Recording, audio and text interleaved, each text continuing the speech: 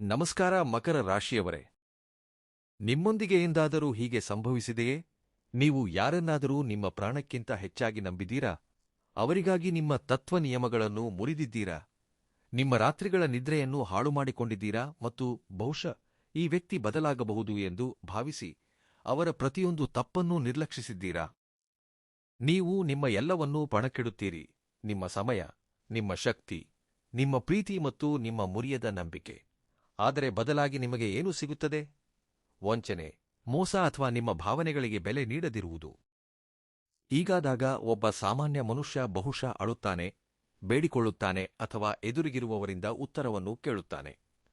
ಬಹುಶಃ ಸರಿ, ಪರವಾಗಿಲ್ಲ, ಮನುಷ್ಯರಿಂದ ಮೇಲೆ ತಪ್ಪುಗಳಾಗುತ್ತವೆ ಎಂದು ಭಾವಿಸಿ ಆ ವ್ಯಕ್ತಿಗೆ ಇನ್ನೊಂದು ಅವಕಾಶ ನೀಡಬಹುದು. ಆದರೆ ನೀವು ಮಕರ ರಾಶಿಯವರಾಗಿದ್ದರೆ ಕಥೆ ಸಂಪೂರ್ಣವಾಗಿ ಬದಲಾಗುತ್ತದೆ. ಮಕರ ರಾಶಿಯವರು ಉತ್ತರಗಳನ್ನು ಕೇಳುವುದಿಲ್ಲ, ಅವರು ಅತ್ತುರಂಪಾಟ ಮಾಡುವುದಿಲ್ಲ, ಅವರು ದಿಢೀರನೆ ಮೌನವಾಗಿ ಬಿಡುತ್ತಾರೆ.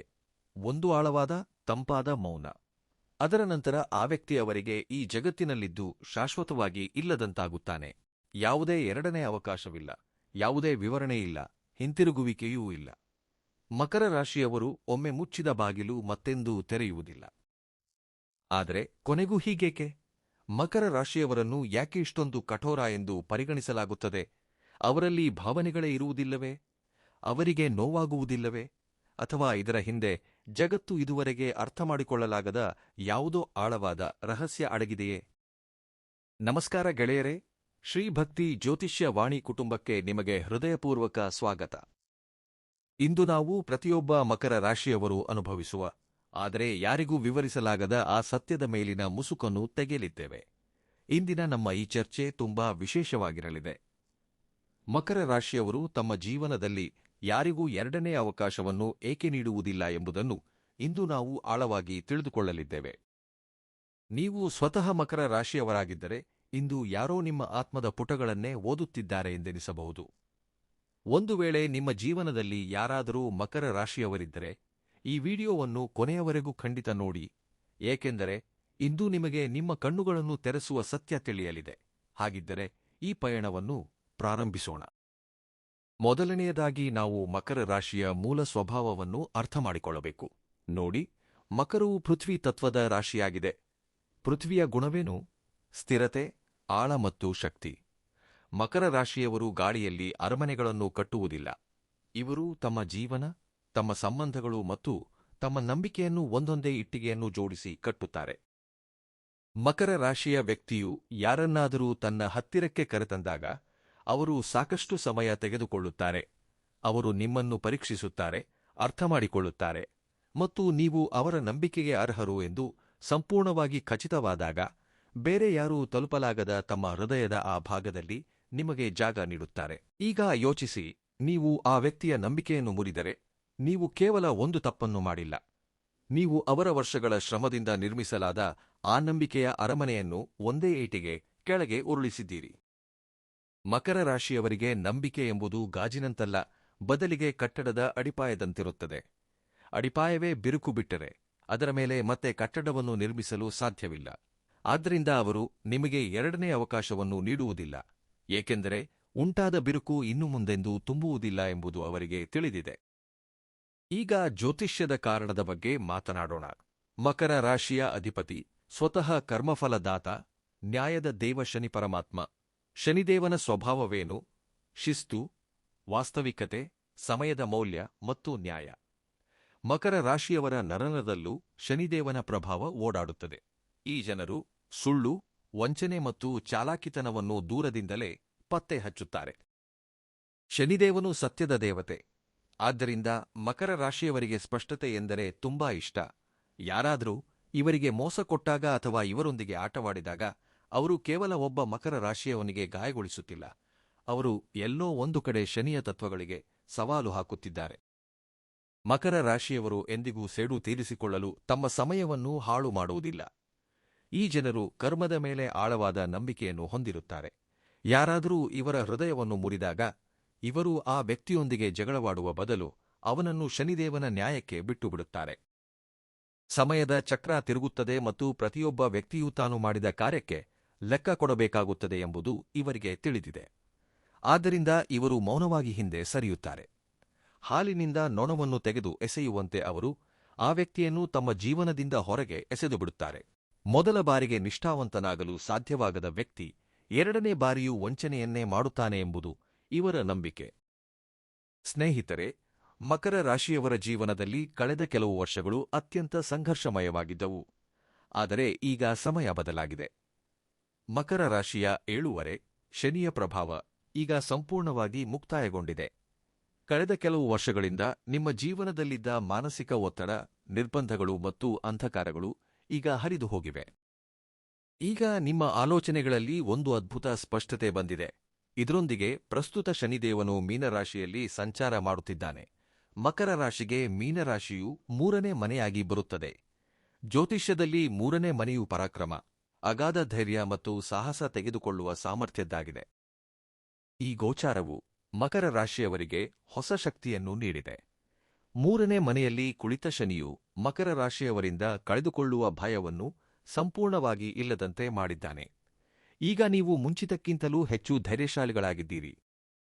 ಯಾರಾದರೂ ನಿಮ್ಮ ಜೀವನದಲ್ಲಿ ವಿಷ ಬೆರೆಸುತ್ತಿದ್ದರೆ, ನಿಮ್ಮ ಶಾಂತಿಯನ್ನು ಭಂಗಗೊಳಿಸುತ್ತಿದ್ದರೆ, ಈಗ ನೀವು ಯಾವುದೇ ಭಯವಿಲ್ಲದೆ, ಯಾವುದೇ ಹಿಂಜರಿಕೆಯಿಲ್ಲದೆ ಆ ಸಂಬಂಧವನ್ನು ಶಾಶ್ವತವಾಗಿ ಕೊನೆಗೊಳಿಸುವ ಧೈರ್ಯ ತೆಗೆದುಕೊಳ್ಳಬಹುದು. ನಿಮ್ಮ ಪರಾಕ್ರಮವು ಈಗ ತಪ್ಪು ವಿಷಯಗಳ ವಿರುದ್ಧ ದೃಢವಾಗಿ ನಿಲ್ಲುವುದರಲ್ಲಿ ಕಾಣಿಸುತ್ತದೆ. ಇದೇ ಕಾರಣಕ್ಕೆ ಇಂದಿನ ಮಕರ ರಾಶಿಯ ವ್ಯಕ್ತಿಯು ವಿಷಕಾರಿ ಜನರನ್ನು ಸಹಿಸುವ ಮನಸ್ಥಿತಿಯಲ್ಲಿ ಇಲ್ಲವೇ ಇಲ್ಲ. ಒಂದು ತಪ್ಪು ಮತ್ತು ನೀವು ಶಾಶ್ವತವಾಗಿ ಹೊರಗೆ. ಮಕರ ರಾಶಿಯವರು ಹೃದಯದಿಂದ ಕಠೋರರಾಗಿರುತ್ತಾರೆಯೇ? ಖಂಡಿತ ಇಲ್ಲ. ಯಾರು ಹಾಗೆ ಯೋಚಿಸುತ್ತಾರೋ ಅವರು ಮಕರ ರಾಶಿಯನ್ನು ಎಂದಿಗೂ ಅರ್ಥಮಾಡಿಕೊಳ್ಳಲು ಸಾಧ್ಯವಾಗಿಲ್ಲ. ವಾಸ್ತವವೆಂದರೆ ಮಕರ ರಾಶಿಯವರು ಒಳಗಿನಿಂದ ಅತ್ಯಂತ ಮೃದು ಮತ್ತು ಭಾವನಾತ್ಮಕರಾಗಿರುತ್ತಾರೆ. ಅವರು ಕೇವಲ ತಮ್ಮ ಭಾವನೆಗಳನ್ನು ಪ್ರದರ್ಶಿಸುವುದಿಲ್ಲ ಅಷ್ಟೇ. ಆದರೆ ಸ್ವಾಭಿಮಾನದ ವಿಷಯ ಬಂದಾಗ ಮಕರ ರಾಶಿಯವರು ಯಾರೊಂದಿಗೂ ಯಾವುದೇ ರಾಜಿ ಮಾಡಿಕೊಳ್ಳುವುದಿಲ್ಲ. ಅವರಿಗೆ ಅವರ ಸ್ವಾಭಿಮಾನವು ಯಾವುದೇ ಸಂಬಂಧ, ಯಾವುದೇ ಪ್ರೀತಿ ಮತ್ತು ಯಾವುದೇ ವ್ಯಕ್ತಿಗಿಂತಲೂ ಅತ್ಯಂತ ಮೇಲಿರುತ್ತದೆ. ಯಾರಾದರೂ ಮಕರ ರಾಶಿಯವರಿಗೆ ಮೋಸ ಕೊಟ್ಟಾಗ ಅಥವಾ ಅವರಲ್ಲಿ ಸುಳ್ಳು ಹೇಳಿದಾಗ ಎದುರಿಗಿದ್ದವರು ತಮ್ಮ ಬುದ್ಧಿವಂತಿಕೆ ಮತ್ತು ಭಾವನೆಗಳ ತಮಾಷೆ ಮಾಡಿದ್ದಾರೆ ಎಂದು ಮಕರ ರಾಶಿಯವರು ಭಾವಿಸುತ್ತಾರೆ. ಅವರು ಆ ವ್ಯಕ್ತಿಗೆ ಎರಡನೇ ಅವಕಾಶವನ್ನು ನೀಡಿದರೆ ತಮ್ಮ ಸ್ವಂತ ಕಣ್ಣುಗಳಲ್ಲೇ ತಾವು ಕುಸಿದು ಬೀಳುತ್ತೇವೆ ಎಂದು ಅವರಿಗೆ ಎನಿಸುತ್ತದೆ. ಅವರ ಮೆದುಳಿನಲ್ಲಿ ಅತ್ಯಂತ ನೇರವಾದ ಗಣಿತವೊಂದು ಓಡುತ್ತದೆ. ಇಡೀ ನನ್ನ ಮೌಲ್ಯವನ್ನು ತಿಳಿಯದ ನಿನ್ನನ್ನು ನಾನು ಕ್ಷಮಿಸಿದರೆ ನೀನು ನನ್ನೊಂದಿಗೆ ಮತ್ತೆ ಹಾಗೆ ಮಾಡಬಹುದು ಎಂಬುದನ್ನು ನಾನೇ ನಿನಗೆ ಕಲಿಸಿಕೊಟ್ಟಂತೆ. ಆದ್ದರಿಂದ ಅವರು ತಮ್ಮ ಸ್ವಯಂ ರಕ್ಷಣೆಗಾಗಿ ಒಂದು ಗೋಡೆಯನ್ನು ನಿರ್ಮಿಸಿಕೊಳ್ಳುತ್ತಾರೆ. ಈ ಗೋಡೆಯು ಅಹಂಕಾರದ್ದಲ್ಲ, ಈ ಗೋಡೆಯು ಸುರಕ್ಷತೆಯದ್ದು. ಆ ನೋವಿನಿಂದ ತಮ್ಮನ್ನು ತಾವು ಮತ್ತೆ ರಕ್ಷಿಸಿಕೊಳ್ಳಲು ಅವರು ಆ ವ್ಯಕ್ತಿಯನ್ನೇ ತಮ್ಮ ಜೀವನದಿಂದ ಹೊರಹಾಕುತ್ತಾರೆ. ಮಕರ ರಾಶಿಯವರಲ್ಲಿ ಮತ್ತೊಂದು ಅತ್ಯಂತ ವಿಶೇಷವಾದ ವಿಷಯವಿದೆ. ಅವರಿಗೆ ತಮ್ಮ ಸಮಯದ ಬಗ್ಗೆ ಅಪಾರ ಕಾಳಜಿ ಇರುತ್ತದೆ.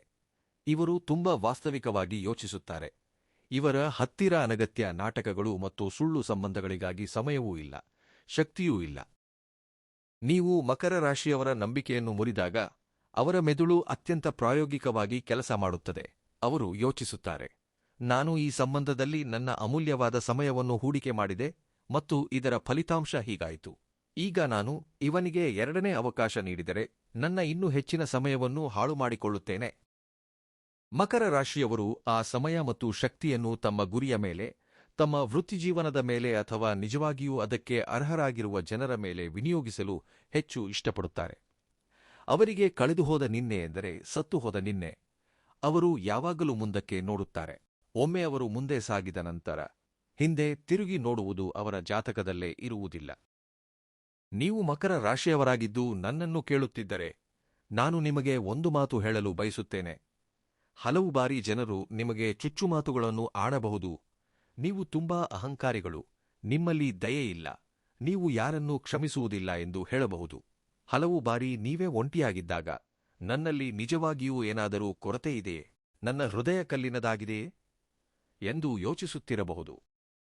ನನ್ನ ಈ ಮಾತನ್ನು ಯಾವಾಗಲೂ ನೆನಪಿಡಿ, ನೀವು ಸಂಪೂರ್ಣವಾಗಿ ಸರಿಯಾಗಿದ್ದೀರಿ. ನಿಮ್ಮ ಗಡಿಗಳನ್ನು ನಿಗದಿಪಡಿಸುವುದು, ನಿಮ್ಮ ಸ್ವಾಭಿಮಾನವನ್ನು ರಕ್ಷಿಸಿಕೊಳ್ಳುವುದು ಅಹಂಕಾರವಲ್ಲ, ಅದು ನಿಮ್ಮ ಶಕ್ತಿ. ನೀವು 7 ಶನಿಯ ಆ ಕಠಿಣ ಹಂತವನ್ನು ನೋಡಿದ್ದೀರಿ ಅದು ನಿಮ್ಮನ್ನು ಒಳಗಿನಿಂದ ಮುರಿದು ಹಾಕಿತ್ತು. ಆದರೆ ನೀವು ಬೂದಿಯಿಂದ ಎದ್ದು ಮತ್ತೆ ನಿಂತಿದ್ದೀರಿ. ಮೂರನೇ ಮನೆಯ ಶನಿಯು ನಿಮಗೆ ನೀಡುತ್ತಿರುವ ಪರಾಕ್ರಮವನ್ನು ಪೂರ್ಣವಾಗಿ ಬಳಸಿ. ನಿಮಗೆ ನಿಷ್ಠಾವಂತರಾಗಿರಲು ಸಾಧ್ಯವಾಗದ ಜನರಿಗೆ ನಿಮ್ಮ ಜೀವನದಲ್ಲಿರಲು ಯಾವುದೇ ಹಕ್ಕಿಲ್ಲ. ನೀವು ತುಂಬಾ ಸಹಿಸಿದ್ದೀರಿ, ಅನೇಕ ತ್ಯಾಗಗಳನ್ನು ಮಾಡಿದ್ದೀರಿ. ಈಗ ನಿಮಗೆ ನೀವೇ ಆದ್ಯತೆ ನೀಡುವ ಸಮಯ. ಯಾರಾದರೂ ನಿಮಗೆ ಎರಡನೇ ಅವಕಾಶ ನೀಡದಿರುವುದು ಕ್ರೂರತೆ ಎಂದು ಭಾವಿಸಿದರೆ ಭಾವಿಸಲಿ. ಸಿಂಹವು ಎಂದಿಗೂ ಕುರಿಗಳ ಅಭಿಪ್ರಾಯಕ್ಕೆ ತಕ್ಕಂತೆ ತನ್ನ ನಡಿಗೆಯನ್ನು ಬದಲಾಯಿಸುವುದಿಲ್ಲ. ನೀವು ಸತ್ಯವಂತರು, ನಿಮ್ಮ ಉದ್ದೇಶ ಸ್ವಚ್ಛವಾಗಿದೆ, ಮತ್ತು ಇದೇ ನಿಮ್ಮ ಅತ್ಯಂತ ದೊಡ್ಡ ಗೆಲುವು. ನಿಮ್ಮ ಈ ಗುಣವನ್ನು ಎಂದಿಗೂ ನಿಮ್ಮ ದೌರ್ಬಲ್ಯವಾಗಲು ಬಿಡಬೇಡಿ. ನಿಮ್ಮ ಮೌಲ್ಯವನ್ನು ಅರಿಯದ ವ್ಯಕ್ತಿ ನಿಮ್ಮ ಜೀವನದಿಂದ ದೂರವಾಗುವುದೇ ನಿಮಗೆ ಒಳ್ಳೆಯದು. ಇನ್ನು ಮಕರ ರಾಶಿಯವರೊಂದಿಗೆ ಜೊತೆಗಿರುವ ಜನರಿಗಾಗಿ ಅವರು ನಿಮ್ಮ ಜೀವನ ಸಂಗಾತಿಯಾಗಿರಲಿ, ಸ್ನೇಹಿತರಾಗಿರಲಿ ಅಥವಾ ಕುಟುಂಬದ ಸದಸ್ಯರಾಗಿರಲಿ, ನೀವು ಮಕರ ರಾಶಿಯವರೊಂದಿಗಿದ್ದರೆ ನಿಮ್ಮನ್ನು ನೀವು ತುಂಬಾ ಅದೃಷ್ಟವಂತರು ಎಂದು ಭಾವಿಸಿ.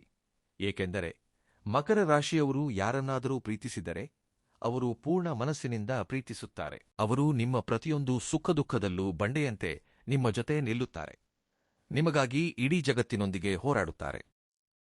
ಆದರೆ ಒಂದು ನಿಯಮವನ್ನು ಯಾವಾಗಲೂ ನೆನಪಿಡಿ: ಅವರಲ್ಲಿ ಎಂದಿಗೂ ಸುಳ್ಳು ಹೇಳಬೇಡಿ, ಅವರಿಂದ ಏನನ್ನೂ ಮುಚ್ಚಿಡಬೇಡಿ.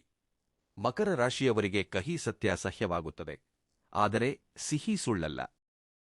ನಿಮ್ಮಿಂದ ಯಾವುದಾದರೂ ತಪ್ಪಾಗಿದ್ದರೆ ನೇರವಾಗಿ ಹೋಗಿ ಅವರಿಗೆ ಸತ್ಯವನ್ನು ಹೇಳಿ. ಅವರು ನೀವು ಸತ್ಯ ಹೇಳಿದ ಧೈರ್ಯವನ್ನು ಗೌರವಿಸುತ್ತಾರೆ ಮತ್ತು ಬಹುಶಃ ನಿಮ್ಮನ್ನು ಕ್ಷಮಿಸಬಹುದು. ಆದರೆ ನೀವು ಅವರನ್ನು ಕತ್ತಲಿನಲ್ಲಿಟ್ಟರೆ, ಅವರ ಬೆನ್ನ ಹಿಂದೆ ಯಾವುದೇ ಆಟವಾಡಿದರೆ ಮತ್ತು ಅವರಿಗೆ ಈ ವಿಷಯ ಬೇರೆಯವರಿಂದ ಅಥವಾ ಸಮಯ ಬಂದಾಗ ತಿಳಿಯಿತೆಂದರೆ, ಖಂಡಿತವಾಗಿಯೂ ನೀವು ಅವರನ್ನು ಶಾಶ್ವತವಾಗಿ ಕಳೆದುಕೊಳ್ಳುತ್ತೀರಿ. ಮಕರ ರಾಶಿಯವರ ಜೀವನ ಪುಸ್ತಕದಲ್ಲಿ ವಂಚನೆಗೆ ಯಾವುದೇ ಚಿಕಿತ್ಸೆಯಿಲ್ಲ. ಅವರು ನಿಮಗೆ ಎರಡನೇ ಅವಕಾಶವನ್ನು ನೀಡುವುದಿಲ್ಲ, ಏಕೆಂದರೆ ಅವರಿಗೆ ನಂಬಿಕೆ ಎಂಬುದು ರಬ್ಬರ್ ಬ್ಯಾಂಡ್ ಇದ್ದಂತೆ. ಅದು ಮುರಿದು ಬಿದ್ದಾಗ ನೀವು ಅದನ್ನು ಜೋಡಿಸಬಹುದು, ಆದರೆ ಅದರಲ್ಲಿ ಒಂದು ಗಂಟು ಶಾಶ್ವತವಾಗಿ ಉಳಿಯುತ್ತದೆ, ಮತ್ತು ಮಕರ ರಾಶಿಯವರು ಗಂಟಿರುವ ಸಂಬಂಧಗಳನ್ನು ನಡೆಸುವುದಿಲ್ಲ. ಸ್ನೇಹಿತರೆ, ಮಕರ ರಾಶಿಯವರ ಜೀವನವು ತುಂಬಾ ಆಳವಾದದ್ದು.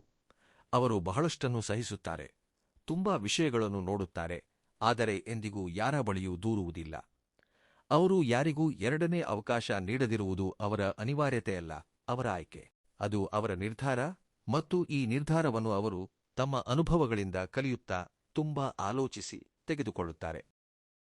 ನೀವು ಮಕರ ರಾಶಿಯ ಜಾತಕರಾಗಿದ್ದರೆ ನಿಮ್ಮ ಈ ಸ್ವಭಾವದ ಬಗ್ಗೆ ಹೆಮ್ಮೆಪಡಿ. ಶನಿದೇವನ ಆಶೀರ್ವಾದ ಯಾವಾಗಲೂ ನಿಮ್ಮ ಮೇಲಿದೆ, ಅದು ನಿಮ್ಮನ್ನು ಪ್ರತಿಯೊಬ್ಬ ಸುಳ್ಳು ವ್ಯಕ್ತಿಯಿಂದ ರಕ್ಷಿಸುತ್ತದೆ. ಶ್ರೀಭಕ್ತಿ ಜ್ಯೋತಿಷ್ಯವಾಣಿಯ ಇಂದಿನ ಈ ಪ್ರಸ್ತುತಿಯು ನಿಮ್ಮ ಹೃದಯವನ್ನು ಮುಟ್ಟಿದೆ ಎಂದು ನಾನು ಭಾವಿಸುತ್ತೇನೆ. ಈ ವಿಡಿಯೋ ನಿಮಗೆ ಇಷ್ಟವಾಗಿದ್ದರೆ ಇದನ್ನು ನಿಮ್ಮ ಸ್ನೇಹಿತರು ಮತ್ತು ಕುಟುಂಬದವರೊಂದಿಗೆ ಖಂಡಿತ ಶೇರ್ ಮಾಡಿ. ನಿಮ್ಮ ಅನಿಸಿಕೆಯನ್ನು ಕೆಳಗೆ ಕಾಮೆಂಟ್ಸ್ನಲ್ಲಿ ಬರೆದು ನನಗೆ ಖಂಡಿತ ತಿಳಿಸಿ. ನಿಮ್ಮ ಆಲೋಚನೆಗಳಿಗಾಗಿ ನಾನು ಯಾವಾಗಲೂ ಕಾಯುತ್ತಿರುತ್ತೇನೆ. ನಮ್ಮ ಚಾನಲ್ ಅನ್ನು ಸಬ್ಸ್ಕ್ರೈಬ್ ಮಾಡಲು ಮರೆಯಬೇಡಿ. ಇದರಿಂದ ನಾವು ಮತ್ತು ನೀವು ಇಂತಹ ಜ್ಞಾನವರ್ಧಕ ವಿಷಯಗಳಲ್ಲಿ ಯಾವಾಗಲೂ ಜೋಡಿಸಲ್ಪಟ್ಟಿರುತ್ತೇವೆ. ನಿಮ್ಮ ಕಾಳಜಿ ವಹಿಸಿ, ನಿಮ್ಮವರ ಕಾಳಜಿ ವಹಿಸಿ. ಧನ್ಯವಾದಗಳು.